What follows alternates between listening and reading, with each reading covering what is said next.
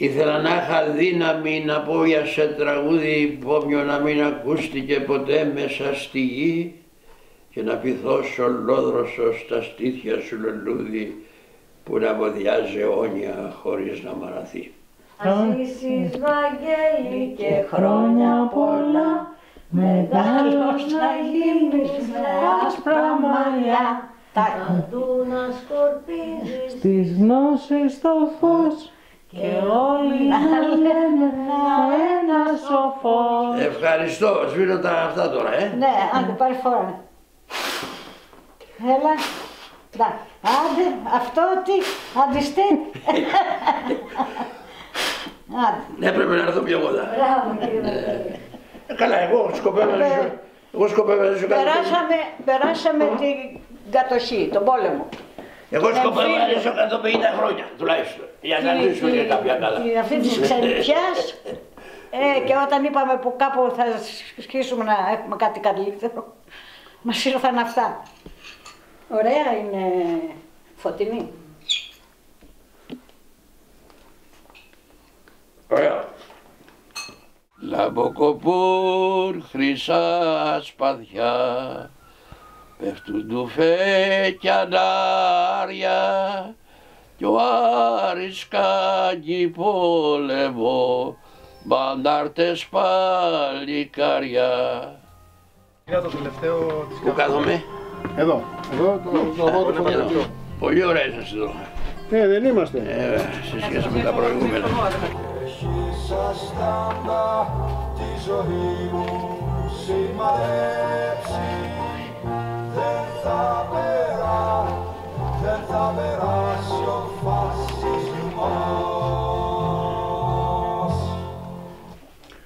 Χαίρετε κυρίες και κύριοι, είστε στενισμένοι στο Κόκκινο στους 105 και 5. Είμαι ο Αλέξης Βάκης και θα είμαστε μαζί για την επόμενη μία ώρα. Θα χαιρετήσω αμέσως στο στούντιο έναν αγαπημένο καλεσμένο, που δεν είναι η πρώτη φορά βεβαίως που επισκέπτεται το Κόκκινο. Τον αγαπημένο μας λοιπόν κύριο Βαγγέλη Σακάτο. Κύριε Σακάτο, καλώς μας ήρθατε στο Κόκκινο. Καλώς σας βρήκα, σας χαιρετώ και χαιρετώ και τους ακροατές μας. Έφηβος 90χρονος φίλος μας, ο Βαγγέλης Σακάτος, δημοσιογράφος, συγγραφέας, συνδικαλιστής, εκδότης, ένα κάρο ιδιότητες εν πάση περιπτώσει, η ζωντανή ιστορία της ελληνικής αριστεράς. Εσείς έχετε αναλώσει όλη σας την ενέργεια τα τελευταία χρόνια στην αντιφασιστική αρθρογραφία με μαχητικό τρόπο, όπως κάνετε πάντα στη ζωή σας. Είμαι ένας αγωνιστής του εργατικού κινήματος, συνδικαλιστής, διανοούμενος, συγγραφέας, δημοσιογράφος. Έχετε περάσει από 40 επαγγέλματα, έχετε κάνει τα πάντα. Πυρός και σιδήρου. Το θέμα μας, ο φασιστικός κίνδυνος και η άνοδος της ακροδεξιάς και του φασισμού στην Ευρώπη και στον κόσμο, είναι ένα πολύ σημαντικό θέμα. Όχι σημαντικό θέμα. Είναι κάτι που αφορά την ύπαρξη και το μέλλον της ανθρωπότητας. Όταν σε μια κοινωνία συντρίψει τον εγκέφαλό της και σπάσει τη σπονδυλική της, τη διανόηση δηλαδή, και σπάσει τη σπονδυλική της το εργατικό κίνημα, και πέρα μεταβάλλεται σε όχλο. Και δεδομένου όταν το εργατικό κίνημα είναι διαλυμένο, αυτή η κοινωνική δημαγωγία του φασισμού αναπτύσσεται με γεωμετρική πρόοδο. Να κλείσουμε εδώ την εκπομπή, να σας χαρίσω ένα τραγούδι του Μάνου Λοΐζου και του Μανώλη Ρασούλη, που αναφέρεται ακριβώς στην περιπέτεια της αριστεράς στον 20ο αιώνα. Τίποτα δεν πάει χαμένο, δεν το έχετε ακούσει βεβαίως. Το ξέρω βέβαια. Θα ευχαριστήσω εκτός από τον κύριο Σακάτο και τον Γιώργο Μπαλούμη και τη Μαριάννη Πατσελή. Από μένα τον Αλέξη Βάκη, γεια σας και χάρη σας. Εντάξει. Ευχαριστούμε πάρα πολύ. Τελειώσαμε. Τελειώσαμε. Ναι. Πάρτε τα χαρτιά σας, δεν τα χάσουμε. Λοιπόν, πάρε εδώ αυτό το διάβασες εσύ για το νέο εκλογικό νόμο. Δεν διάβασες. Πάρε το σε κόκκινο χρώμα. Θα σε εξετάσει την άλλη εβδομάδα. Ο νέος εκλογικός νόμος, η Ματσαράγκα. Ωραία. Η Ματσαράγκα. Κύριε Βαγγέλη, πάρε εδώ το γράφο της Παπαρίγα, μην το χάσουμε τώρα. Ναι, εντάξει. Λοιπόν, στάζω να δω τι άλλο έχω να σας δώσω. Θα σου δώσω στο σπίτι, έχω σπίτι. Με συγχωρείς, μιλάμε λίγο έτσι. Ναι. Μην παραξηγηθούμε γνωσικό. Δεν παραξηγείται κανένας.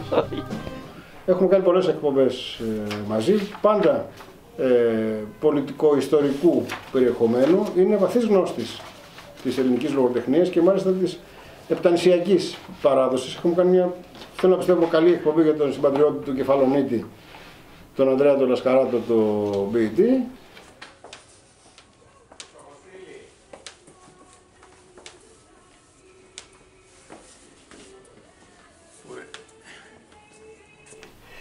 Λοιπόν, θα αρχίσουμε να τα λέμε με συστηματικό τρόπο. Ένα λεπτό ψάχνω να βρω κάτι, ένα όνομα μέσα και έρχομαι εγώ. Θα πάμε μέσα δηλαδή. Λοιπόν, κοιτάξτε εδώ. Να βρω και κάτι αρχαία εδώ μέσα που θα τα χρησιμοποιήσουμε.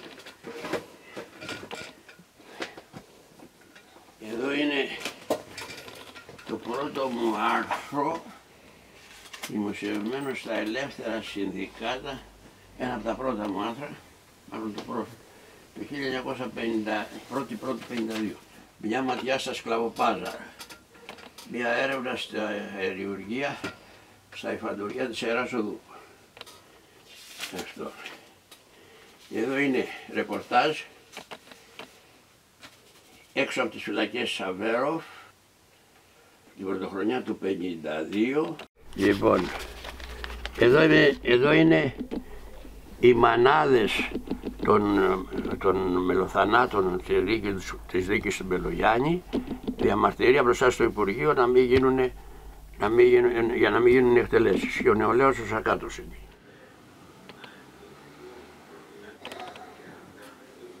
Κοίταξε, αυτό είναι το πρώτο μου βιβλίο για τους Κούρδους, το 1959. Και η έκδοση του Ελληνικού Αντιαπικιακού Συνδέσμου, κοινή έκδοση του Ελληνικού Αντιαπικιακού Συνδέσμου για τους Ένωσης Κούρδων Φοιτητών της Ευρώπης, το 1959.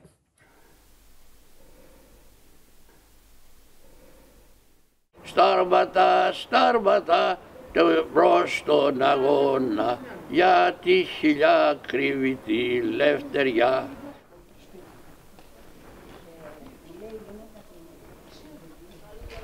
Μαζευόμαστε όλη μέρα 20-30 παιδιά, 50-60 ήταν τα ετόπουλα στο Αμέλεια, ας πούμε. Και συνήθως είμαστε 20-30 εδώ. Στο μπαλκόνι υπήρχε μια ελληνική σημαία. Και έγραφε πάνω ΕΑΜ. Και έρχεται ένας καθοδηγητής του ΕΑΜ και έβγαλε ένα λόγο στην πλατεία και λέει, μετά στο τέλος του λόγου του λέει, όποιος κλέψει γίδα, προβατίνα ή γελάδα έχει ντουφέκι. Η δε προδοσία θάνατο με τα βασάνου. Και αυτό μου έκανε εντύπωση, ας πούμε. Και σε λίγο όταν αρχίζει να οργανώνεται το ΕΑΜ, μαζεύω εγώ τα παιδιά κατά την καρδιά της Λώνας μου που ήταν πάνω σε μια στέρνα εκεί με πετόν έτσι, μια τρίριζη καρδιά, και οργανωνόμαστε μόνοι μας, αυτό οργανωθήκαμε ως αετόπουλα στα κομιτάτα και μπήκαμε υπό την αυτή της ΕΠΟΝ. Πόσο χρονών? Ήμουνα 13 χρονών εγώ τότε. Ήμουν αρχηγός. Κυκλοφορούσαμε με ιταλικές ξυφολόγες στη μέση και με ψευτοτούφεκα. Είμαστε εκεί πέρα στο χωριό και μας ερχόταν οι οχορίτες σε εκδηλώσεις, πηγαίναμε εμείς παρέλαση και τους υποδεχόμαστε. Κυρίως πληροφορίες δίναμε και κάναμε διάφορες δουλειές κατ' υπόδειξη και αυτή των μεγάλων της οργάνωσης του ΕΑΜ. Θα πας στην Αγία Θυμιά, θα περάσεις από το φυλάκιο, είσαι μικρό παιδί, δεν θα σε ψάξουνε, φορώντας μια τραγιάσκα. Και θα μπεις μέσα στον Ελαιώνα που είναι δεξιά του δρόμου και θα βρεις έναν άλλον που θα φοράει και αυτός μια τραγιάσκα. Και θα του πεις, θα σου πει αυτός, γεια σου φίλε, τι κάνεις, αλλάζουμε τα καπέλα μας. Και θα τα αλλάξετε. Και θα το πάρεις αυτό και θα έρθεις. Εγώ το μεταξύ έχω ρωτήσει την μάνα μου. Της λέω, μάνα, τι θέλουν οι αντάρτες? Και μου λέει, την κατάργηση της εκμετάλλευσης ανθρώπου από άνθρωπο. Αυτό το έδεσα εγώ κόμπο. Και Μέχρι σήμερα δεν το εγκατέλειψα, ας πούμε.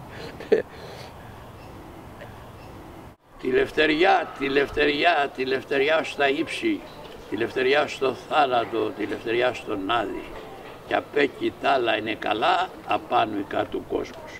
Ήμουν μοναχογιός με στις 4 κορίτσια, σχετικά εύπορη η οικογένειά μου και φτωχαγρότες ήταν όλοι, αλλά σχετικά με άλλους είμαστε σε κάπως καλύτερη αυτή θέση και ήμουν πολύ χαϊδεμένος.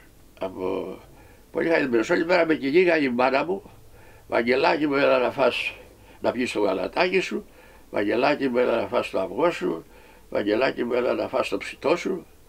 Και εγώ δεν είδα τίποτα. Το μόνο που έτρωγα ευχαρίστως ήταν αρμυρές σαρδέλες. Και έπινα και κρασί. Κάναμε πολύ κρασί, είχαμε 6 ειδών κρασιά κάναμε. Και βάζευα τα πιτσιρίκια, εγώ τα φεύγανε για τα χτήματα οι γονείς μου. Και τα πότιζα κρασί με ποτήρια του νερού. Και περπατάγανε με τα 4 τα πιτσιρίκια. Πότε αποφασίσατε ότι είστε άθεος? Από τα 7 μου χρόνια. Έτσι τα καλά καθούμενα.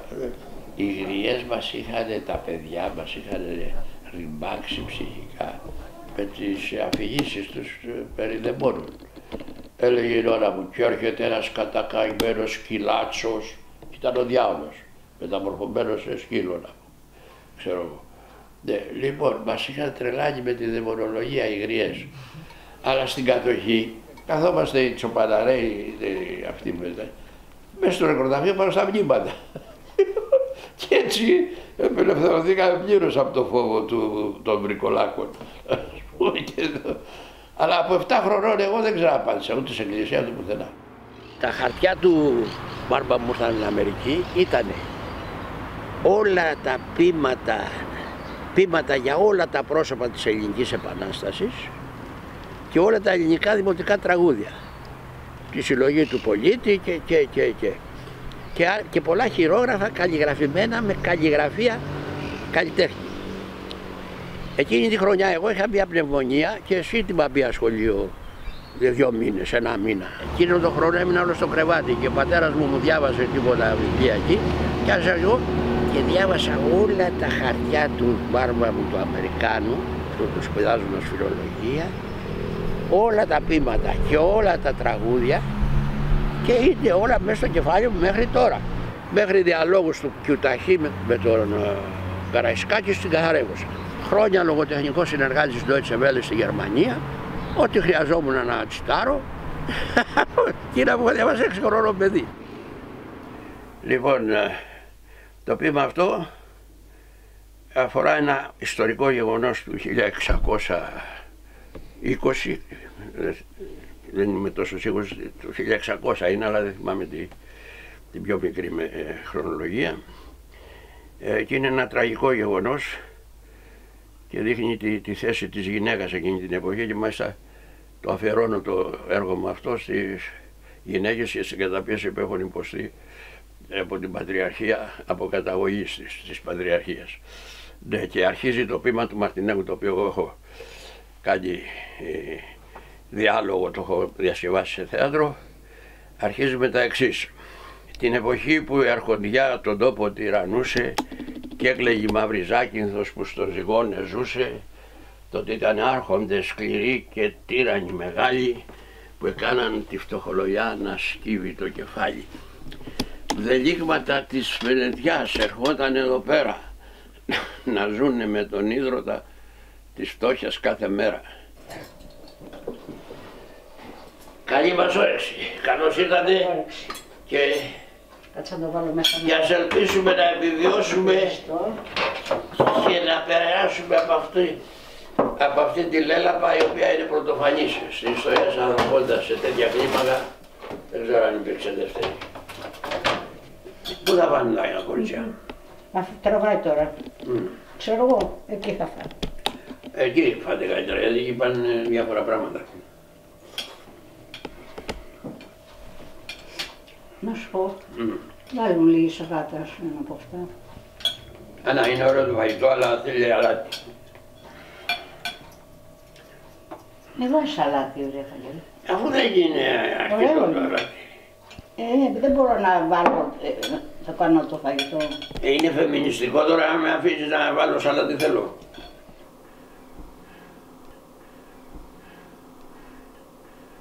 Ροντάει ο Όλυμπος κι άστρα τη γιώνα, μου γκρίζουν τα γραφά σε τη στεριά. Στάρματα, στάρματα μπρος στον αγώνα, για τη χιλιά κρύβει τη λευτεριά. Λοιπόν, εδώ είναι ο πατέρας μου, στρατιώτης στα Γιάννενα το 16. Ήταν αγγελιοφόρος μεραρχίας. Και αγγελιοφόρος ήταν και η αδερφή μου η Μαρία στη μάχη του Μακρυγιάννη, που ο άντρας ήταν ο διοικητής, ο Γιάννης ο Κυριακίδης, ο διοικητής του Ελλάς στη μάχη του Μακρυγιάννη. Το 49, ήμουνα 19 χρονών, υπήρξα αθλητής της Ελληνομαχικής Πάλης, μέλος του Πανελληνίου Γυμναστικού Συλλόγου, της ομάδας πάλης του Πανελληνίου Γυμναστικού Συλλόγου, και πήρα μέρος στους Πανελλήνιους Αγώνες Πάλης εκεί.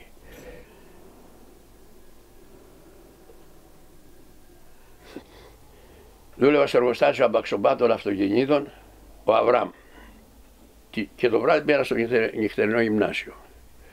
Λοιπόν, εκεί σε αυτό το εργοστάσιο που πιάναμε από παλιά αγγλικά φορτηγά, ας πούμε, και εγώ δούλευα γυμνός με ένα σόρτς, ξυπόλυτος και γυμνός με ένα σόρτς, και με λέγανε ο Βαγγέλης ο Ταρζάν.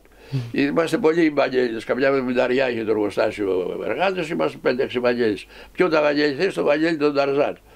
Και πήγε μέρα έτσι νεολαίο, καλό γεροδεμένο να πούμε, και με τράβηξε στην πάλη.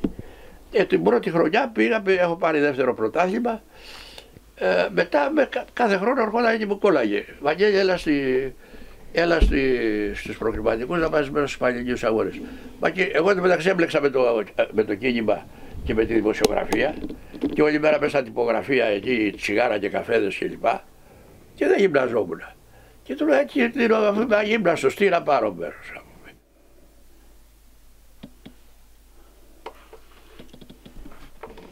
Σαν λιγόνι στα δυο σου ματάκια γλυκιά Κατερίνα, δεν ξεχνώ το γλυκό το φίλι σου, όμορφη μου τσαχπίνα. Πού είναι μωρέ Βαγγέλη, το θυμάσαι? Που μου έδωσες τροπολί στο σκοτάδι και με γέμισες με το γλυκό και απαλό σου το χάδι. Έλα Κυριάννα. 60 χρόνια είμαστε μαζί. 60 χρόνια, δεν είναι λίγα. Είμαστε 61. 61 χρόνια θα γίνουμε. Πω. Κύριε Σακάτη, ο έρωτας έχει μια επαναστατική πλευρά. Βέβαια, ο έρωτας είναι το άπαν για την ανθρωπότητα. Και λέω εγώ ότι το AIDS κατέστρεψε τις ερωτικές σχέσεις των ανθρώπων, και τώρα το ιός καταστρέφει τις κοινωνικές σχέσεις. Θα κάτσει 3 μέτρα απόσταση και να μην διαδηλώσεις μαζί, και για να μην δεις έργο μαζί, και για να μην πας με τη γυναίκα, για να μην πάει η γυναίκα με τον άντρα. Πώς διάλογο θα διατηρηθεί το είδος, ας πούμε, και θα διαιωνιστεί. Έκαψα το φαγητό μου χτες. Πώς και έτσι?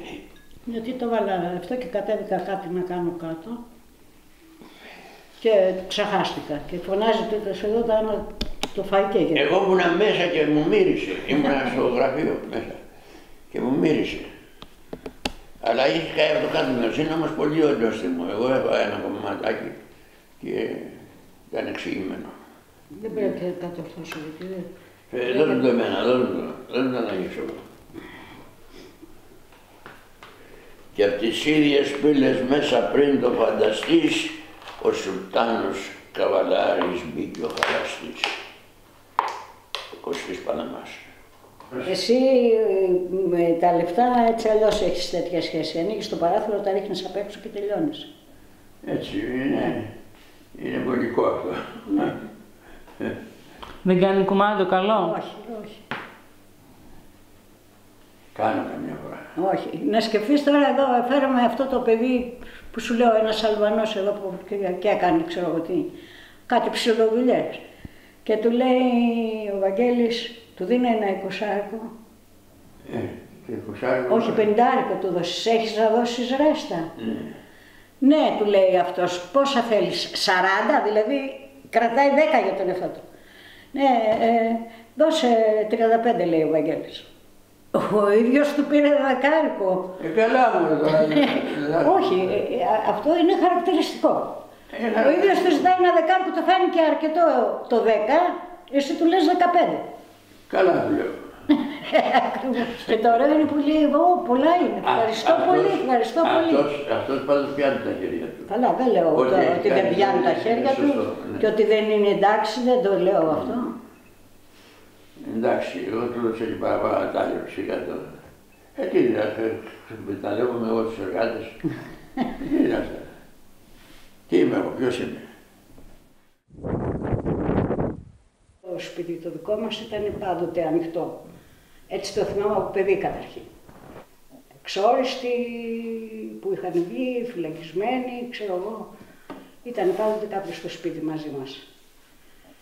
Και η μάνα μου είχε και την αυτή, για να μην τους προσβάλλει κάποιος νέο όπως το Ρωμίλη και τον Γιώργο, τους έβαζε τα τσιγάρα στην τσέπη. Δεν τους έδινε τσιγάρα, τους τα έβαζε στην τσέπη για να έχουν. Είχαν βγει από τη φυλακή. Ο ένας είχε φάει και πολύ ξύλο μάλιστα.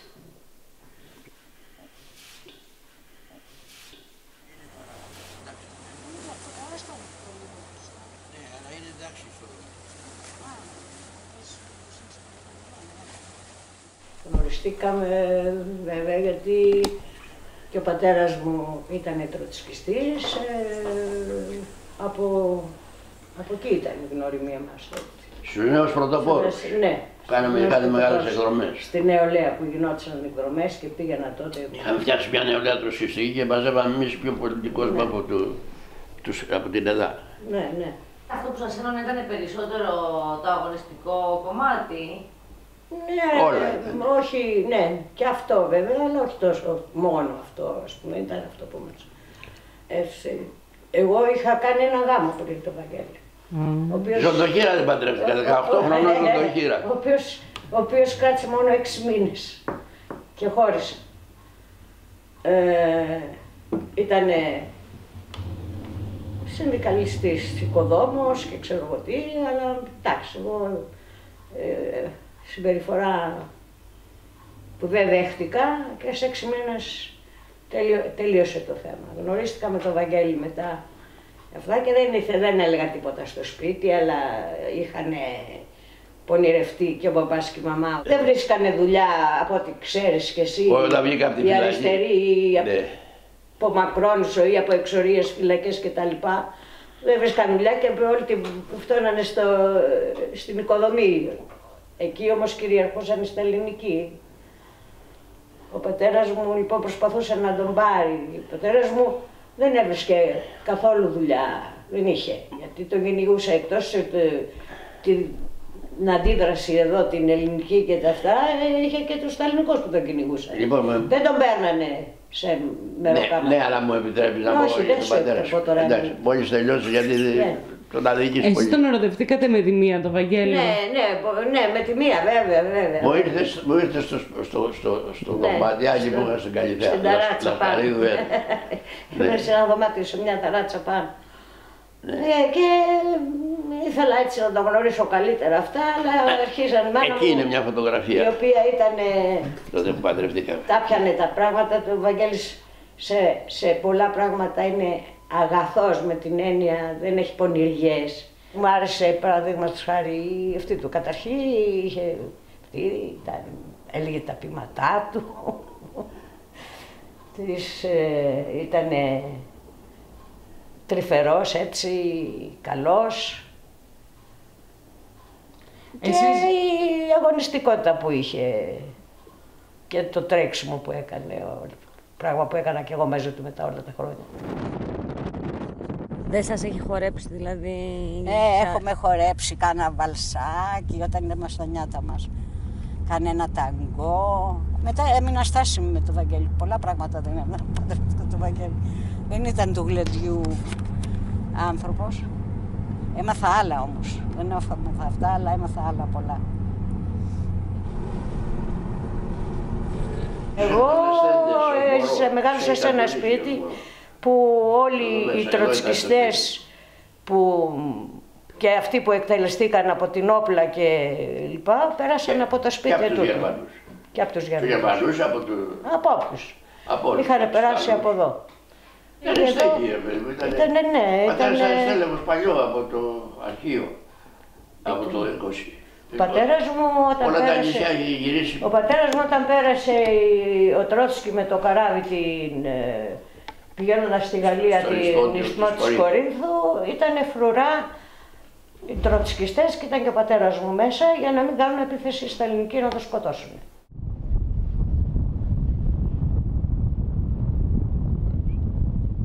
Ξέρεις, τότε η μάνα μου ήταν πολύ αγωνίστρια και ετοιμόλογη, πολύ αυτή. Ήρθανε γραφές αστυνομίας στο σπίτι, να πούμε, ήταν τον πατέρα μου. Και της λέει, είχε μια φωτογραφία του Μάρξ είχαν αυτή. Και της λέει, ποιος είναι αυτός, μωρή? Ο πεθερός μου, λέει εκείνη.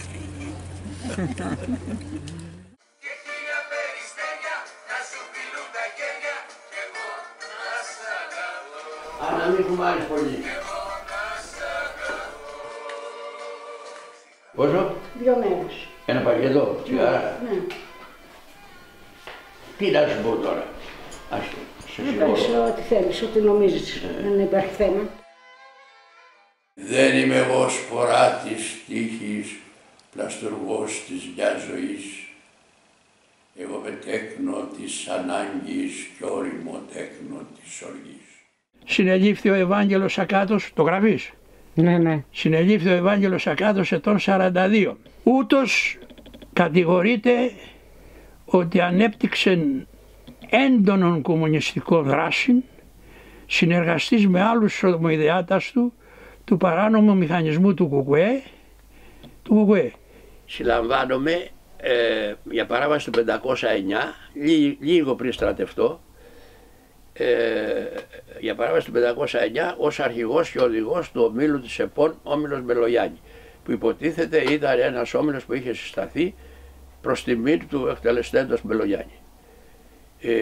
Άσχετος με την περίπτωση αυτή, φτιαγμένη όλη η ιστορία αυτή του διωγμού μου, και είμαι 22 ετών και με παρουσιάζουν ως στέλεχος, σημαντικός στέλεχος του ΚΚ, αλλά 22 χρονών παιδί, τι σημαντικός στέλεχος είναι. Και η απογευματική με είχε 42, με μεγάλες 20 χρόνια, για να είμαι σοβαρός στέλεχος. Να κοιμάσαι με κάτι αρωραίος τέτοιος και να σου δω το δάχτυλο, να δαγκώνει τα αυτή. Ξέρω εγώ, έγινε μια εξέγερση στη φυλακή μέσα, που αφορμή το συσίτιο. Ήμουνα μέσα σε μια φυλακή, ο μόνος πολιτικός κρατούμενος, 40 φαντάροι φυλακισμένοι, άλλοι για ποινικούς λόγους και άλλοι από αυτοκινηστικά δυστυχήματα. Μεταξύ των οποίων και ο οδηγός μου, γιατί εγώ ήμουν τεχνικός διαχειριστής. Τότε κάνανε τους αριστερούς, τους κάνανε διαχειριστές, συντιστές, τεχνικούς διαχειριστές κλπ. Και μετά τους βγάζανε εγκλήματα και τους πάνε φυλακή για κατάχρηση. Εγώ έχω ζήσει στις στρατιωτικές φυλακές Ιωαννίνων καταστάσεις τρομερές, άγριες. Είχα φτιάξει θέατρο μέσα στη φυλακή και ερχόταν και οι σκοποί τη νύχτα και βλέπανε έξω από τα παράθυρα με τα σπασμένα τζάμια. Βλέπανε. Λοιπόν, και μάλιστα έχω και τα χειρόγραφά μου εδώ από τα μονόπρακτα που παίζαμε εκεί.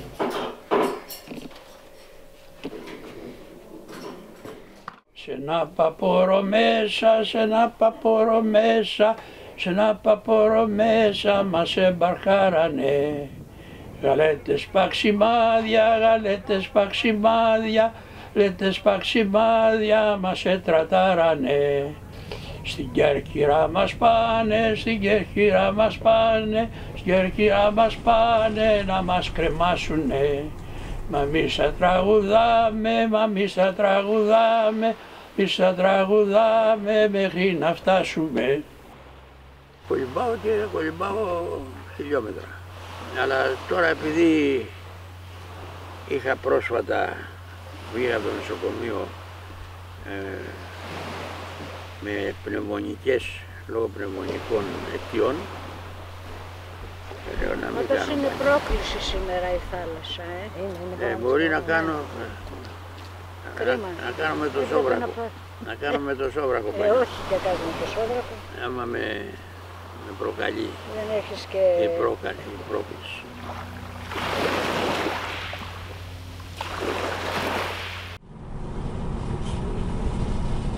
Η Χούντας είχε έρθει πάνω μου εδώ στο δημοψήφισμα του Βατακού για τη Δημοκρατία του Παπαδόπουλου. Είχε έρθει και με τη μικρή μου αδερφή που είναι στην Πάτρα, που πέρασε στην Πάτρα, να ψηφίσουν. Και τους πλησιάζει ο γραφιές του χωριού και τους λέει: πρόσεξε κυρία Μαρία, κυρία Ρεγκίνα, μην μας εκθέσεις το χωριό μας και δεν πρέπει να υπάρχει κανένα όχι. Να ψηφίσετε ναι, γιατί διαφορετικά θα έχει συνέπειες. Και ο μικρός γιος μου θέλει να φύγει για σπουδές στο εξωτερικό, θα έχει προβλήματα και δεν θα φύγει, λέει. Και πάει πάρα μου μέσα και ψηφίζει μαζί με την Αγγελική, την αδερφή μου, και βγαίνοντας ακουμπάει πάνω στην κάλπη και λέει: ακούστε εδώ, τα δύο όχι που θα βρεθούν εδώ μέσα είναι το δικό μου και της κόρης μου. Έτσι είναι η δημιουργική τρέλα που έχουν οι κεφαλογίδες. Δημιουργική τρέλα. Πολύ τρέλος, πολύ τρέλος. Η κεφαλογίδης είναι μια ξεχωριστή περίπτωση. Και το πνεύμα το επαναστατικό που είχε δημιουργηθεί το καιρό της κατοχής της Βενετσιάνικης και μετά της Αγγλικής έπαιξε ένα ρόλο αυτή. Δημιούργησε το κίνημα των ριζοσπαστών, το οποίο ήταν ένα αξιόλογο κίνημα. Λοιπόν, στα κομιτάτα να έχεις πούμε το εξής. Πού είναι η γυναίκα αυτή?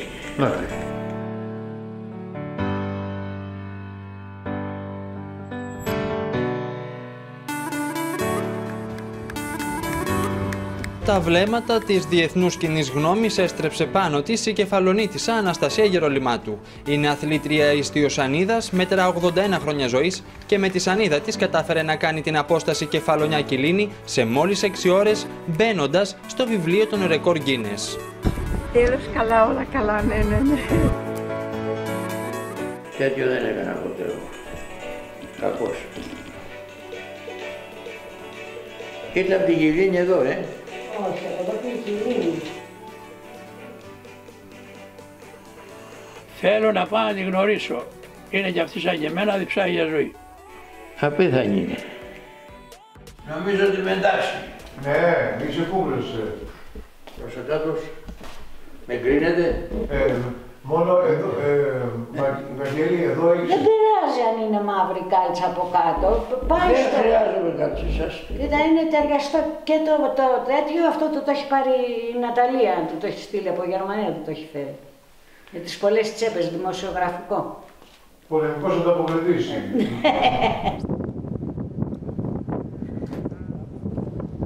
Το συναίσθημα είναι απερίγραπτο, τόσο απεραντοσύνη, τόσο φτερογίζει η ψυχή σου, φτερογίζει η καρδιά μου, τουλάχιστον περιγράψω για μένα, έτσι. Μου δίνει τόσα πολλά, ξεχνάω να γυρίσω. Η ταχύτητα, τα κύματα, εκείνο το χλιαρό νεράκι που σε χαϊδεύει, τόσα απλά. Είναι πανέμορφο, πανέμορφο. Ή και όπου οι χελώνες, ή εκείνα τα δελφίνια που σε πλησιάζουν τόσο κοντά και θέλουν να παίξουν και αυτά μαζί σου. Είναι απερίγραπτα. Δεν υπάρχει όντως άλλη γυναίκα στον κόσμο με αυτή την ηλικία να κάνει αυτό το σπορ. Και λόγω αυτής της γυρατιάς, της μεγάλα, τα πολλά τα χρόνια. Ο κύριος Σακάτος είναι 10 χρόνια πιο μεγάλος από εσάς. Είμαι 90. Να λες να ματιάσω, παιδί μου. Πάντως, αν δεν είχες εδώ το παουλάκι, θα ήσουν μια χαρά παιδί. Δεν γίνεται να μην έχω. Κατά τα άλλα, είσαι να βρεις γυναίκα. Μια φορά την ημέρα τρώω κάνοντας το καθήκον μου. Όχι για να απολαύσω όμως. Οπότε μέχρι έχετε ακόμα περιθώριο πολλά χρόνια. Έλα θες, ναι. Πήγατε από εδώ στη Γιλήνη ή από την Γιλήνη? Από Σκάλα Κιλίνη. Από Σκάλα Γιλήνη. Πόσα χιλιόμετρα? 18 μίλια. 18 μίλια. Ναυτικά μίλια. Σας είδα στην τηλεόραση τότε.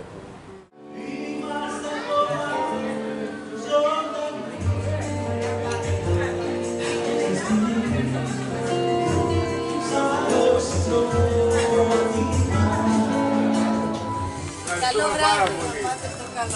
Γεια σας. Χάρηκα πάρα πολύ που ήρθατε με παιδί μου. Τι να σου πω, είσαι και εσύ πρωτότυπο μεγάλο, τεράστιο. Έτσι πρέπει, λίγο να δυνατήσεις όμως, γιατί είναι κρίμα τέτοια προσωπικότητα να... Να έχει κοιλιά. Όχι για να έχει για την υγεία μας. Εγώ τρώω μια φορά την ημέρα. Αλλά πρέπει να ξέρω εγώ κάτι γίνεται. Μεγάλη ακινησία έχω, κάθομαι και γράφω, ναι. Γράφω και μελετάω 20 ώρες το 24. Μπερδε και μπε και μπερδεμπέ και μπερδεμένον με έχεις στα κάτσαρά σου τα μαλλιά περιπλεγμένον με έχεις.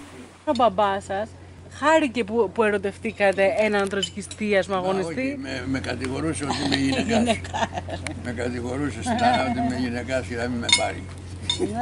Ναι. Λοιπόν, και εμένα μου λέει. Γιατί είχε κάποιες αποδείξεις? Γιατί ήμουν γυναικάς, λέει, θα τις έκανα απιστίες. Όχι, αλλά πώς το ήρθατε το Το συμπέρασμα, πώς το έβγατε όμως αυτό, από πού? Ξέρω εγώ, είχα κάτι φιλαναλίτσες καιρό που με ήξεραν. Είχα, νορμάλ. Δεν είχα πολλές μαζί, είχα μία, δύο. Λοιπόν, και το ξέρανε, ο Λουκάς το ήξερε και το είχε πει του πατέρα σου. Ποιο ήξερε ο Λουκάς? Τη σχέση μου με την Ατζελίνα, διάφορες. Ναι. Ο πατέρας της ήταν στην ομάδα του Χίμη στο Λονδίνο, γενικούς. Και συγκρουόμαστε, άγρια. Διαμάχη ήταν γύρω από τα πολιτικά, ας πούμε. Αλλά και εσείς πήρατε μέρος. Εγώ δεν ανακατευόμουν πολιτικά μαζί του. Δηλαδή δεν έπαιρνα το μέρος του ενός ή του άλλου. Αλλά ο Βαγγέλης, ο πατέρας μου ήταν μαλακός άνθρωπος έτσι. Εγώ τον πατέρα μου δεν τον είχα ακούσει μία φορά να βλαστημίσει. Μία φορά, ποτέ. Αυτός βλαστημάει συνέχεια. Θα πάμε στην εκκλησία στο γάμο. Θα πάμε στην εκκλησία, η Άννα δεν φοράγε ούτε καν. Ούτε ένα μικρό πέπλο φοράγε, ούτε νηφικό δεν φοράγε. Ένας γέρος παπάς μας ευχήθηκε, μας συνεχάρει για τη σεμνότητά μας και την ταπεινότητά μας. Ο παπάς είπε, λέει, πρωτού αρχίσω το μυστήριο πρέπει να συγχαρώ το ζευγάρι για την ταπεινότητα και τη σεμνότητά του και την ταπεινότητά του. Λοιπόν, οι παπάδες βγάλανε κάτι. Εδώ μεταξύ, ο κουμπάρος μας ήταν ο ταμείας του ΚΔΚ, του παράνομου κόμματος της Τέταρας Διεθνούς. Και μου λέει, Βαγγέλη, δεν έχω λεφτά για να πληρώσουμε τους παπάδες και λοιπά. Θα πάρω από το ταμείο του κόμματος και θα τα βάλω στις 15 που θα πληρωθώ. Λέω, πες το στην Κεντρική Επιτροπή αυτό. Και παντρεύτηκα δηλαδή με λεφτά από το ταμείο του ΚΔΚ. Δανεικά πήρε ο κουμπάρος. Λοιπόν, οι παπάδες του έγιναν τόσο κόσμο και λοιπά, χωρίς να μας ρωτήσουν εμάς τίποτε. Ανάψανε όλα τα σπολιελαίους, αυτά, 2-3 παπάδες ψάλανε εκεί πέρα. Και στο τέλος πάει η πεθερά μου με τον κουμπάρο να πληρώσουνε και λέει ο παπάς εκεί που έκανε τον λογαριασμό, λέει τόσο εκείνο, τόσο τ' άλλο, 1.500 ράχμες, ένα πόσο μεγάλο. Λέει πεθερά, πάρτε 300 τώρα. Και ο γαμπρός είναι δημοσιογράφος, θα σας ικανοποιήσει και δια του τύπου. Ευχαριστούμε, εντάξει. Αλλήμωνο σας τύρανοι θεοί παπάδες διάκοι, σαν θα ροδίσει μια ναυγή η πιο τραγή του κόσμου. Και μες στο φως της στο πολύ την όμορφη της λάμψη, χαθείτε από το πρόσωπο της όμορφης της γης μας, που τώρα το μολύνεται σκοταδιστές ταρτούφοι, οδυνηρά συμπλέγματα βλαμμένης φαντασίας. Την άλλη μέρα του γάμου μου διώχτηκα από την Ιερά Σύνοδο για εξύβριση όλων των θρησκειών δια του τύπου. Έχετε πολύ νέος αντιμετωπίσει δικαστικές διώξεις, λογοκρισίες, τριβόλους. Είμαι ο τρίτος από το 1821 που έχω διωχθεί από την Ιερά Σύνοδο. Είναι ο Καΐρης, είναι ο Λασκαράτος. Ο Ανδρέας ο Λασκαράτος, ο πατριώτης σας. Ναι, και εγώ ο τρίτος.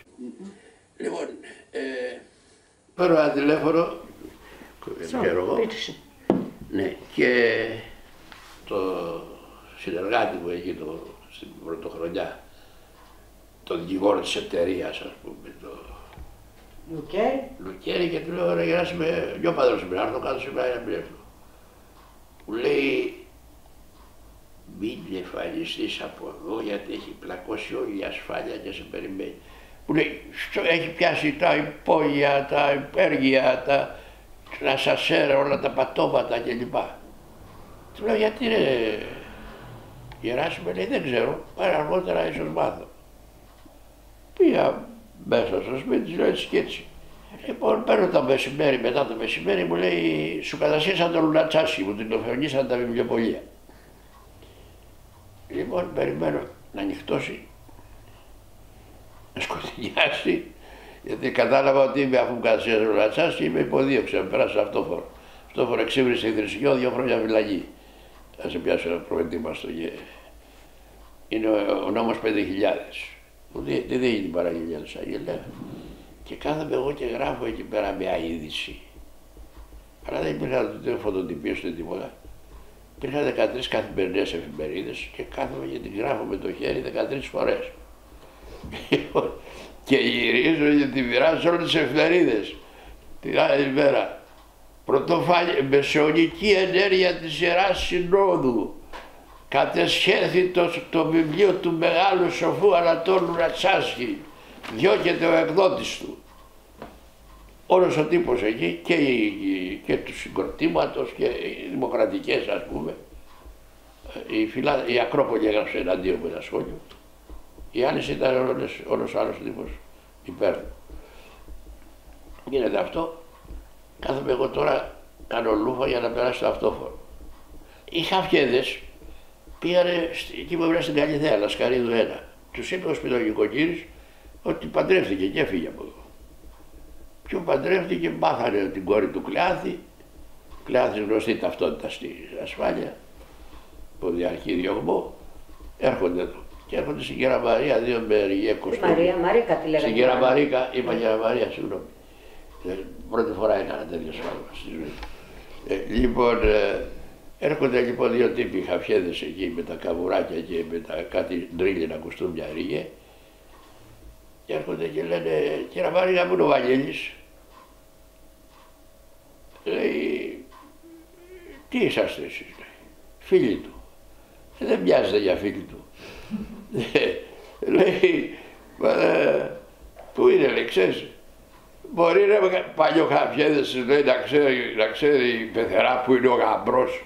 Μπορεί να είναι στην Ελβετία. Και φύγανε οι χαφιέδες.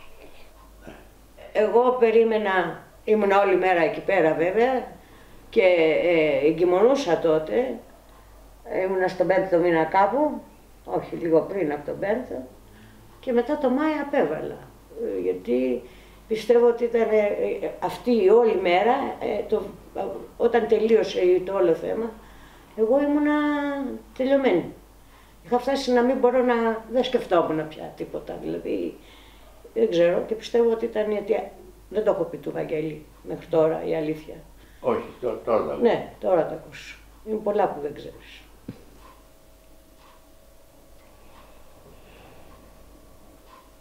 Πώς έληξε αυτή η υπόθεση, καταδικαστήκατε?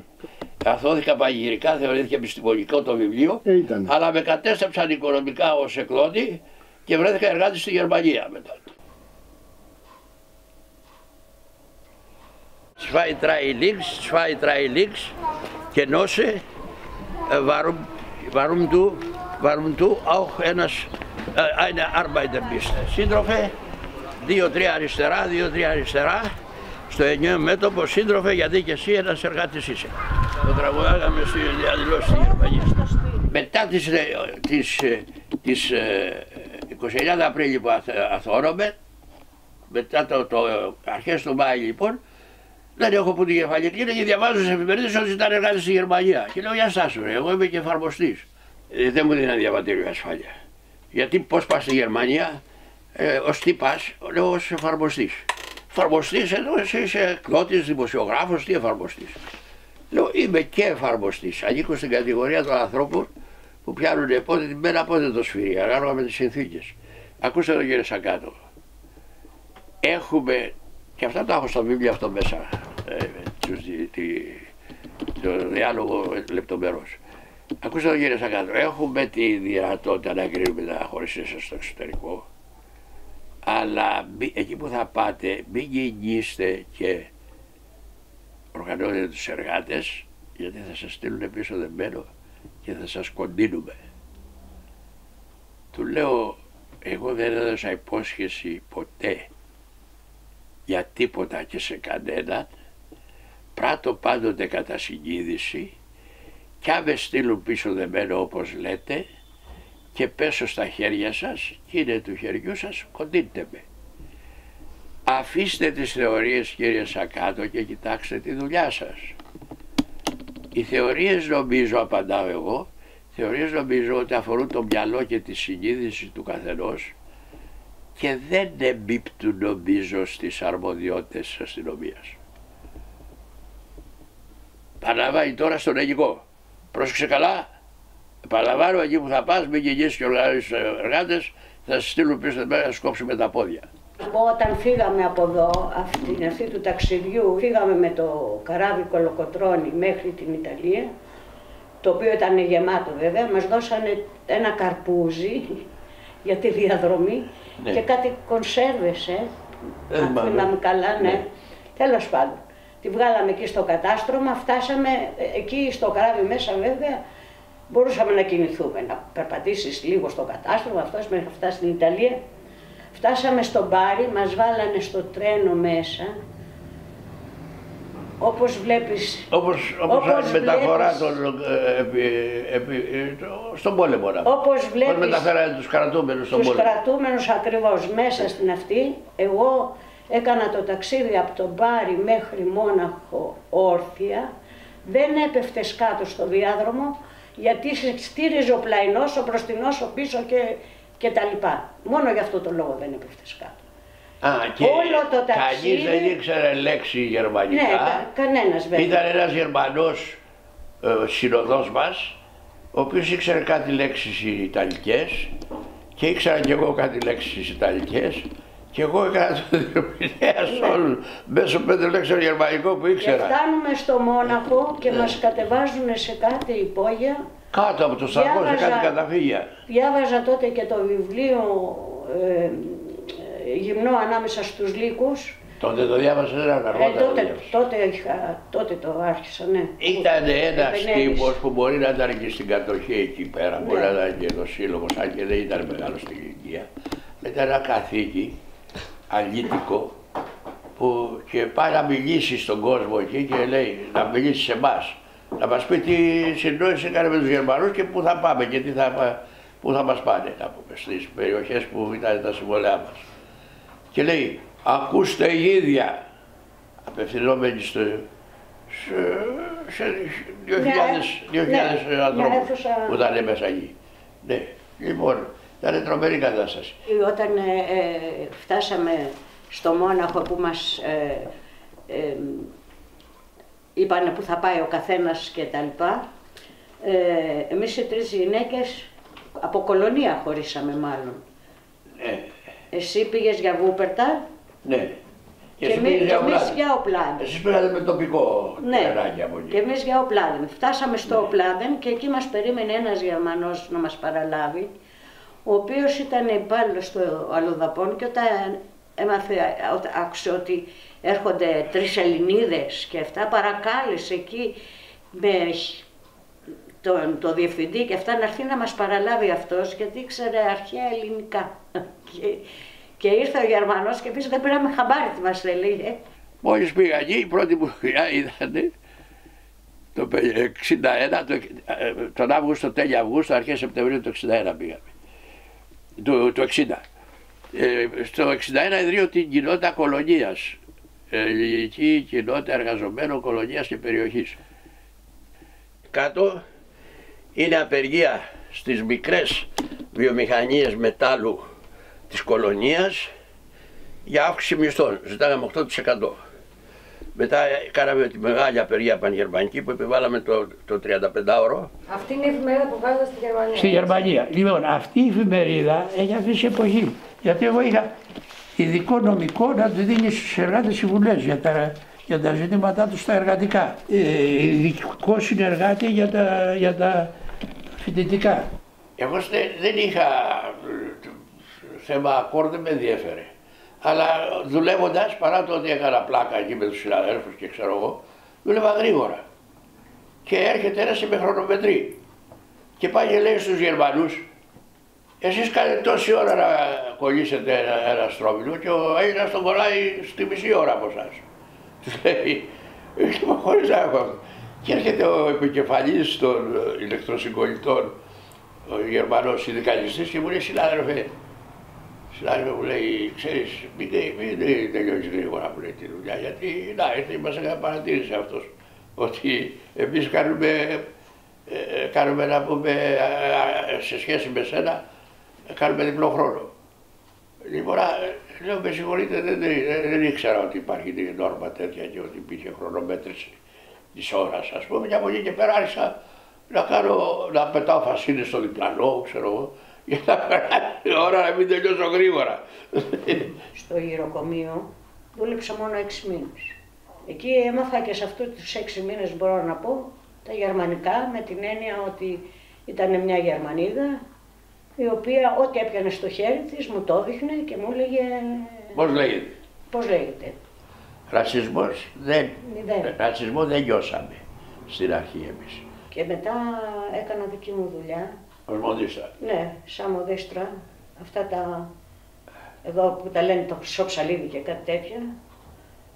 Και δεν είχα πια με το συνδικάτο. Βέβαια έπαιρνα μέρος με την έννοια όταν γινόντουσαν εκδηλώσεις του συνδικάτου για την απεργία που αυτά ήμουν εκεί με την... Ναι, εγώ ό,τι ώρα και να ερχόμουν σπίτι, μα τις 3 το πρωί, θα έβγαζα τους κιλοβόλτα, Στις 3 δεν τον έβγαζε εγώ, τον έβγαζα εγώ.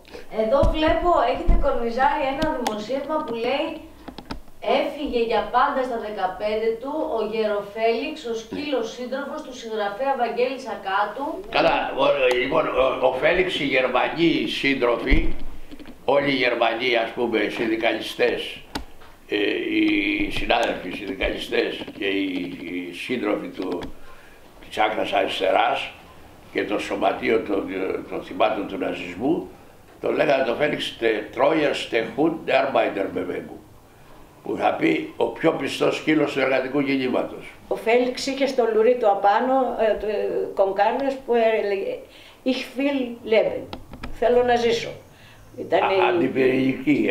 Ναι, στις διαδηλώσεις και στις πορείες ειρήνης που κάναμε και λοιπόν, λοιπά. Και ερχόταν οι αστυνομικοί και τον φωτογραφίζανε με τις κονκάρνες. Ξέρα, η αστυνομία μόλις έλεγε το Φέλιξ, έξερε ότι είμαι εγώ. Είμαστε και εμείς εκεί. Και οι σκύλοι της εργατικής τάξης πάνε στον Παράδεισο, είναι ο τίτλος. Κι απάνω στον ασβέλακτο και στην αγραπηδούλα, απάνω στον ασβέλακτο και στην αγραπηδούλα. Εγώ είμαι η Ναταλία και δεν ξέρω κατά πόσο ξέρουν όλοι, ας πούμε, ότι η γυναίκα, η σύζυγος του Λέων Τρότσκι ήταν Ναταλία και το όνομα το δικό μου προέρχεται από εκεί. Και γι' αυτό έχω το όνομα Ναταλία και δεν έχω κανένα όνομα καμίας γιαγιάς. Και η μάνα του πατέρα μου όμως εξαγριώθηκε πάρα πολύ όταν έγινε αυτό. Κάποια στιγμή λέω στους γονείς μου, ο Στέφαν, Γερμανός ήταν, ο Στέφαν και εγώ είμαστε μαζί τώρα, ας πούμε. Αυτός ήταν όμως πάρα πολύ ψηλός. Και του πατέρα μου δεν του άρεσε αυτό, ότι κάπου θα σκεφτόταν, δηλαδή ήταν φανερό ότι δεν του άρεσε, ότι τώρα φίλο δεν είναι νωρίς, ξέρω εγώ και γενικώς. Και ξαφνικά λέει, κοιτώντας προς τα πάνω, γιατί αυτός ο Γερμανός ήταν 1 μέτρο και 98 και εγώ ήμουν 1 μέτρο και 48 τότε. Και ο πατέρας μου λέει, για να πω την αλήθεια δεν νομίζω ότι πρέπει να έχεις φίλο. Και τώρα und so weiter. Αλλά είμαι κομμουνιστής. Δεν επιτρέπεται και κατά τον κομμουνισμό δεν επιτρέπεται η καταποίηση έτσι, δηλαδή είχε και μια ροή εκεί, είχε και μια εξέλιξη. Και γι' αυτό το λόγο καλά εντάξει, αλλά έπρεπε να διαλέξεις αυτόν με αυτό το boy. Δεν μπορούσε να ήταν κοντύτερος. Εμένα μου άρεσε πάντα ότι η οικογένειά μου ήταν διαφορετική. Ότι υπήρχε ακόμα κάτι άλλο εκτός από την κανονική ζωή που τη ζούμε κάθε μέρα και κάνουμε έτσι, ας πούμε, και ήταν κάτι. Αυτή η επιρροή, παραδείγματος χάρη της οικογένειας, ο γιος μου έχει το όνομα Λέων. Πώς αισθανθήκατε και πώς αντιδράσατε όταν μάθατε ότι έβγαλε τον εγγονό σας Λέων? Είναι normal, δεν έδρασα ούτε τίποτα. Ξυπακούεται. Ναι, ακριβώς. Δεν μπορούσα να το βγάλει αλλιώς. Πώς θα το έβγαλε Μισαρίωνα που είναι ο πατέρας του Στάλιν.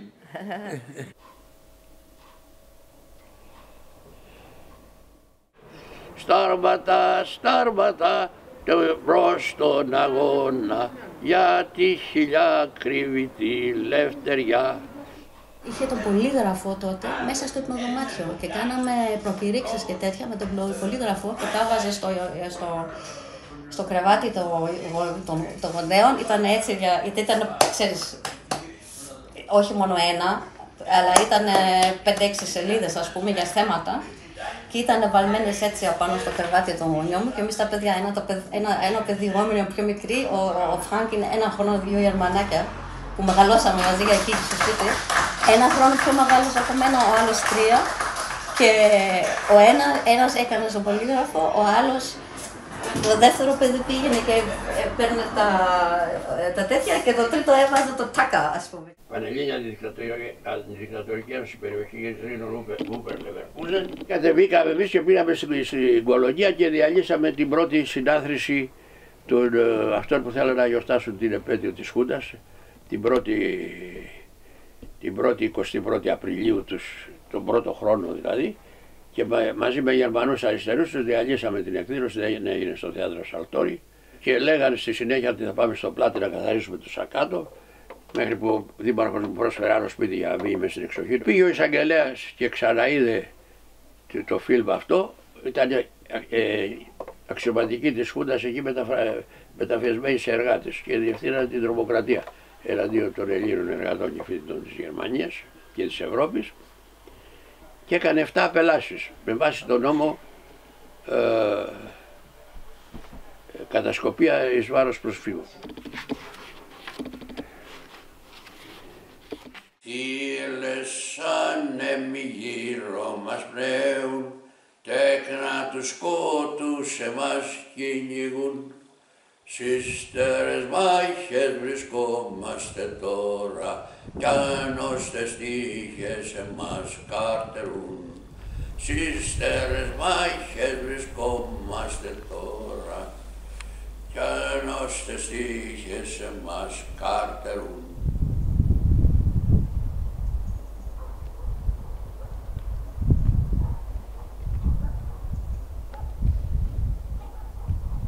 Εδώ είναι οι τόποι των μαχών.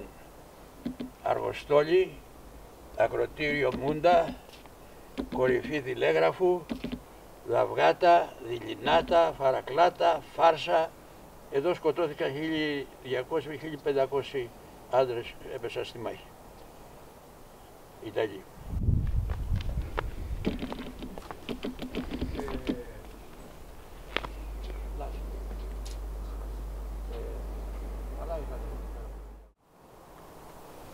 έχει μείνει αυτός ο στρατός πάνω στη Φάλαρη, Άδενδρο, Γιάννη, Υδροβουνό, και εκείνος ο Σεπτέμβρης ήταν ένας Σεπτέμβρης τρομερή ζέστη, λέτε, και ήταν καύσωνα, λέτε, και ήταν Ιούλιος, και ήταν ο στρατός χωρίς επιμελητία, χωρίς νερό, χωρίς τρόφιμα και χωρίς πυρομαχικά. Και όταν 300 αεροπλάνα την ημέρα, 10 αποστολές θερίζανε, κυρίως με τα μυδράλια, αλλά και με βόμβες όταν ήταν συγκεντρωμένα πλήθος εκεί πάνω στη Φάλαρη, και έσπασε το ηθικό της και παραδιδόταν ομαδών ολόκληρα συντάγματα και επί τόπου τα εκτελούσαν.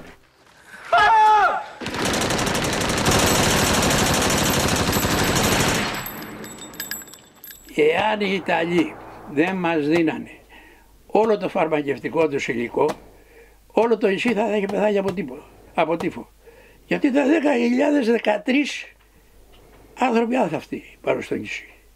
Πώς ερχόταν τα γερμανικά Στούκας που είναι εδώ, ερχόταν μαζί και τα όρια. Αυτά τραβάνε την άκρη του άντερου του νεκρού και ξετυλίγεται το άντερο. Και πέταγε αυτό στον ουρανό και κρατώντας το άντερο από την μια άκρη. Και έβλεπε στον ουρανό κάτι πουλιά που κρατάγανε σκοινιά. Και δεν ήταν σκοινιά, ήταν τα άντερα του νεκρών. Λοιπόν, πάμε μέσα.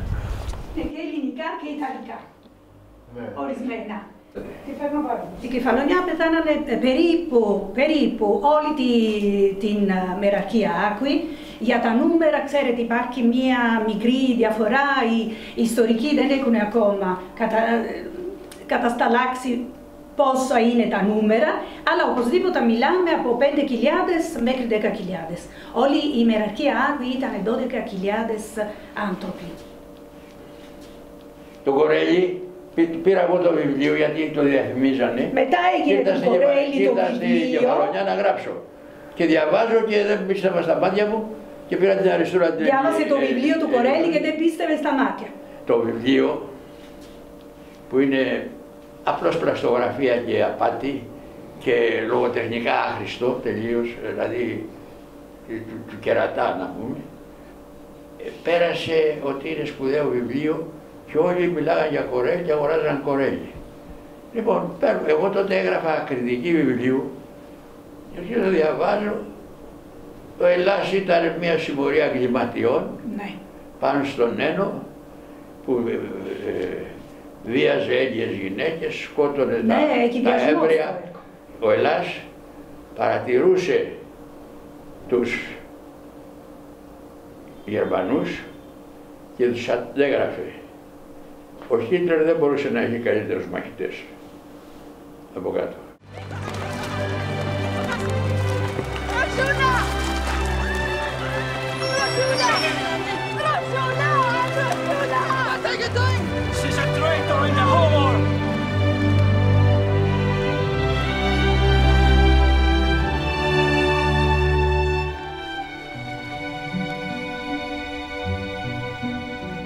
Θέλω να μου πείτε αν έχετε δει την ταινία. Αν την έχω δει, της έχω αλλάξει την Παναγία. Έχω μέσα κριτική που την κάνω σκόνη. Bella Bambina, 2 o'clock! Attention! Yes!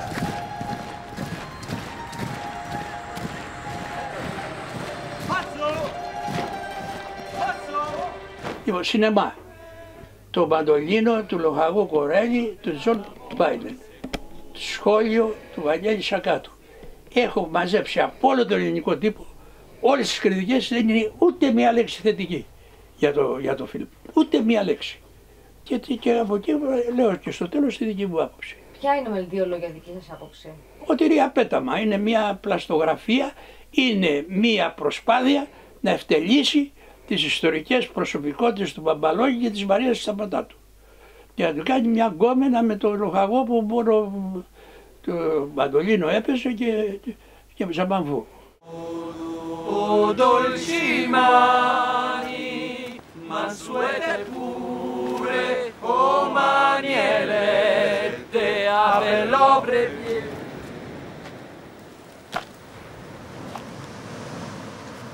Heil Hitler.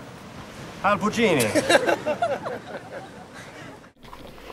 Αυτός εδώ είναι ένας εκ των σφαγέων ο Ράινχολτ Κλέμπεν, διοικητής του Τρίτου Τάγματος του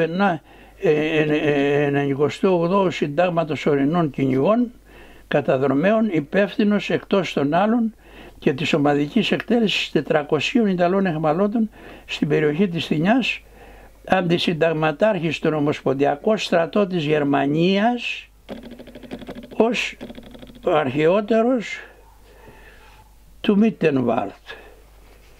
Μετά στο στρατό της Ομοσπονδιακής Γερμανίας, της γερμανικής μπουρζουαζίας, αντισυνταγματάρχης.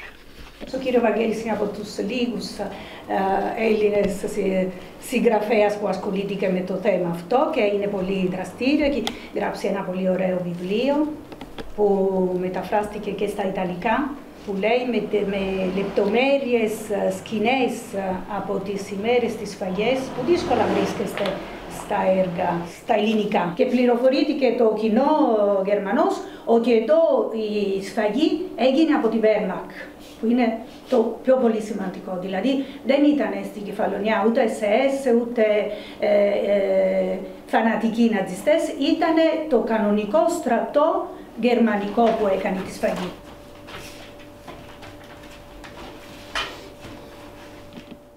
Η μέρα που αφέθηκες Κενδύδης και φεύγεις οδηπόρος για τα Σούσα. Πάμε στην ελληνική κοινότητα εργαζομένων κολονίας και περιοχής. Αυτή η κοινότητα ιδρύθηκε από μένα και από μερικούς άλλους Έλληνες της κολονίας όταν τότε το 60-61 που πρωτοβρεθήκαμε εδώ στη μετανάστευση, ο ελληνισμός της κολονίας και περιοχής ήταν 22.000. Εγώ υπήρξα γραμματέας της 14 μήνες και συντάκτης του καταστατικού της. Αισθάνομαι αισθήματα συγκλονιστικά, αλλά το πιο συγκλονιστικό συναίσθημα είναι ότι από τους παλιούς δεν θα δώσει εδώ κανέναν. Τα 9-10 έχουν πεθάνει κιόλας. Και από πλευράς των Γερμανών συγγραφέων, διότι και οι Γερμανοί έχουν απώλειες προσώπων.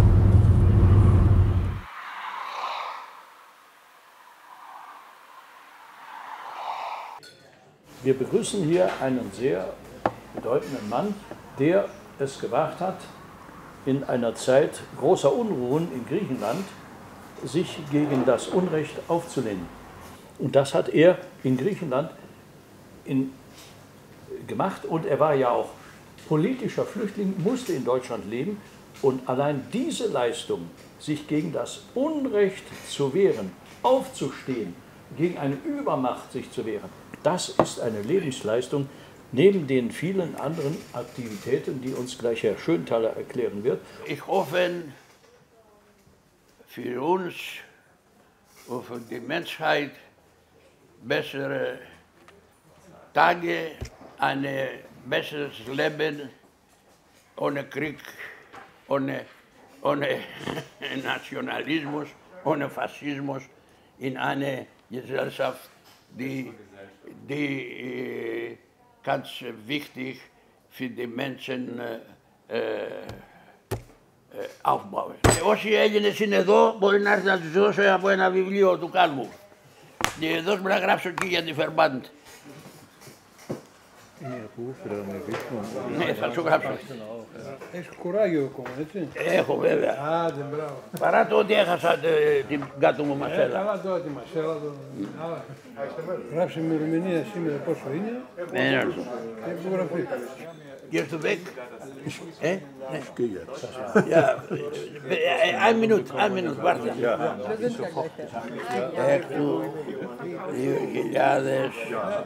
2022. Φεύγεις για Βρυξέλλες. Ναι. Έλα, γύρω προς τα γη. Και δεν ξέρεις ούτε καν. Τι δεν ξέρω. Ας θα ξαναειδωθούμε. Πας στις Βρυξέλλες και αυτά. Πώς δεν θα ξαναειδωθούμε. Πολλές φορές με παρασέργει το θέμα μου και κοιμάμαι και ξυπνάω, κοιμάμαι στις 6 το πρωί. Δηλαδή σταματάω να δουλεύω στις 6 το πρωί, στις 7. Πολλές φορές δεν κοιμάμαι καθόλου.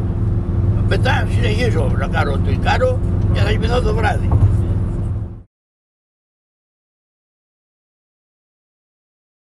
Ο τίτλος της παρέμβασης μου είναι «Εναλλακτική λύση μόνο ο σοσιαλισμός».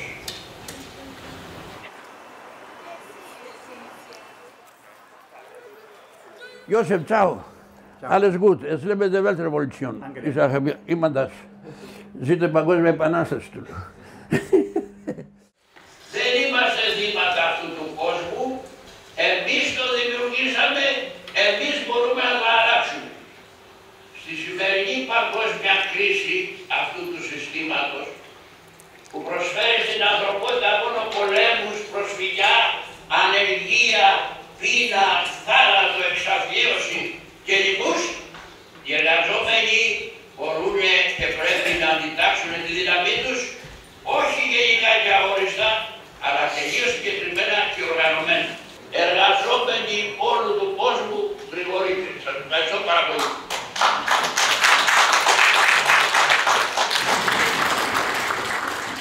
Η λάβα φουσκώνει, απλώνει, θεργεύει, γκρεμίζει συθε με λαθρόνους και κλέβει. Όλα αυτά που πέρασαν Μητσοτάκηδες και αυτοί εδώ τώρα για έκτακτα μένουν μόνιμα. 3 μισθούς κόβουνε τώρα που δεν θα δεν κόβουν τίποτα να πούμε στους αυτούς που σταματήσανε για λόγους ασφαλείας, υγείας από τη δουλειά. 50 εκατομμύρια άνεργοι στην Αμερική. Δηλαδή για να έρθει η ανθρωπότητα εκεί που ήταν πρώτα θέλει 200 χρόνια. Εδώ, μια χαρά ήταν. Στην καλύτερη θέση. Ωραία. Έλα φράου σε κάτω. Meine liebe Frau. Έλα στα γλυκόλογα τώρα, ξέρεις. Στην γερμανική του συγγέμενη.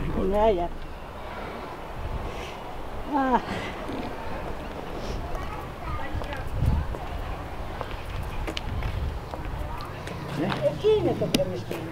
Δεν είναι το κρεμισμένο εκεί. Αυτό είναι καινούργιο παιδί μου, εδώ ήταν αυτό που κρέμισα. Εδώ είναι εκτελεσμένοι οι 200 της Πρωτομαγιάς της Κεσαριανής του 1944. Έλληνες κομμουνιστές κρατούμενοι οι περισσότεροι. Έρχομαι όταν είναι Πρωτομαγιά που γίνεται η εκδήλωση και νιώθω πάρα πολύ άσχημα. Ειδικά και τώρα συγκινούμε όταν περνάω αυτό το στενό πράγμα και τώρα σκέφτομαι 10 άτομα περνάγανε για να τα εκτελέσουν. Τι να σου πω δηλαδή, δεν ξέρω. Πάντοτε μου πιάνουν τα κλάματα.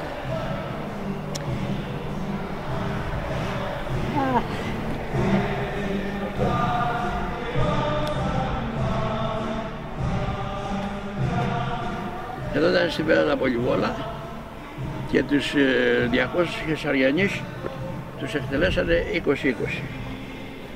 20-20.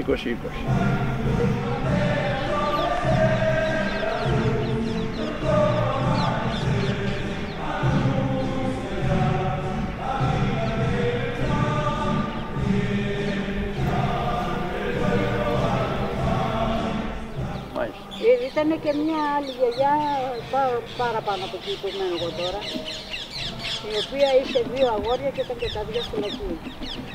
Και πήγαν και την βρήκανε και τους λέγανε να τους πει να υπογράψουν για να γλιτώσουν.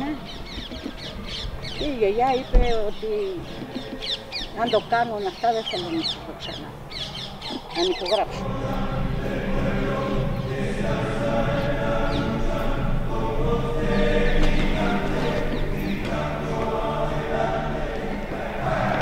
Η πίστη μου στον άνθρωπο, τίποτα άλλο. Πίστη στον άνθρωπο.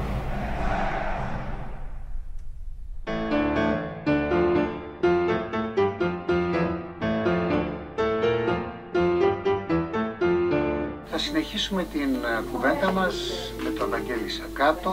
Βαγγέλη, μ' ακούς? Ναι, βεβαίως. Μ' αρέσει πάρα πολύ, Βαγγέλη Σακάτο, ότι έχεις φτάσει στα 90 σου και πραγματικά και η σκέψη σου και τα σχέδιά σου και οι προοπτικές σου είναι σαν ενός 20άρη. Κοίταξε, έχω 5-6 σοβαρές ασθένειες στην καρδιά και άλλες τόσες, και την καρδιά την έχω καταστρέψει γιατί είχα καταργήσει τον ύπνο. Λοιπόν, έχω πολύ σοβαρές, 5 σοβαρές παθήσεις στην καρδιά, 6, άλλες τόσες στα πνευμόνια, αλλά νιώθω εντάξει παρόλα αυτά. Εξακολουθώ να νιώθω νέος. Η ζωή είναι μια διάρκεια και μια διαδικασία. Κάποτε θα τελειώσει. Δεν με νοιάζει φράγκο. Ξέρεις τι με νοιάζει εμένα? Δηλαδή με στενοχωρεί. Θέλω να τελειώσω αυτόν εδώ τον τελεγέ που πάει να ξεπλύνει τους θερματασφαλίτες στην Κεφαλονιά, όπως τέλειωσα με τον Τεμπερνιέ ύστερα από 10 χρόνια πολεμική, και να τελειώσω με τα τετράδια της ακροαπνίας που είναι 2.260 σελίδες. Και έχω κι άλλα 3-4-5 έτσι ανοιχτά θέματα, τέτοια που πρέπει να τελειώσω. Θέλω ακόμα 10 χρόνια, 15 για να τελειώσω όλα αυτά. Πιστεύω, ο Ζορμπάς έλεγε άνθρωποι σαν και μένα πρέπει να ζουν 1000 χρόνια. Το ίδιο λέω και εγώ, θα ζω 1000 χρόνια, αν θα ζήσω μέχρι 100. Ευχαριστώ πάρα πολύ όλους τους ακροατές, τους χαιρετώ και τους εύχομαι καλή επανάσταση. Η μόνη ευχή που δίνω εγώ, δεν έχω άλλη. Είναι μοναδική. Και αυτό μια ζωή. Δεν έχω όρια να συμβιβαστώ σε τίποτα. Λες την αλήθεια, δεν τη λες. Δεν έχει μεσοβιαζικά πράγματα. Και το κάναμε μπουρδέλο. Με συγχωρείς κιόλας για την έκφραση. Αξίζει να ζει γιατί η ζωή είναι όμορφη και ωραία. Δεν χάνομαι στα τάρταρα, μοναχά ξαποσταίνω. Στη ζωή ξαναέρχομαι και λαούς ανασταίνω. Ποιος το λέει αυτό? Πείτε μου, Παλαμάς. Στο θάνατο διένει.